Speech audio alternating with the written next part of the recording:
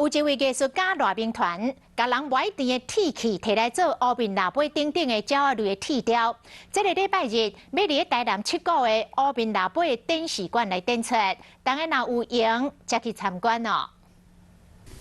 今年乌面腊八保育季系列活动之一，铁雕乌面腊八的创作展，艺术家赖明团利用艺术结合环保，用歹铁啊，还是废弃物做材料，做出独一无二的作品。咱会当甲咱无爱歹铁啊、无爱物件，重新过赛制，咱就免去开发山顶的物件，毋捌去挖涂骹的石啊，来去开发，来去研制，咱这破坏的物件，就会大大减少。作品除了有乌面腊八以外，嘛有台南市的菱角鸟，佮有沙马啊，这拢是大家要单调物件所做的，真有创意。赖老师这个创作吼，拢是咱平常时吼，这个处理用的这个碗啦吼，啊这个鼎啦吼，啊伊家这个废物吼利用啊做这个创作。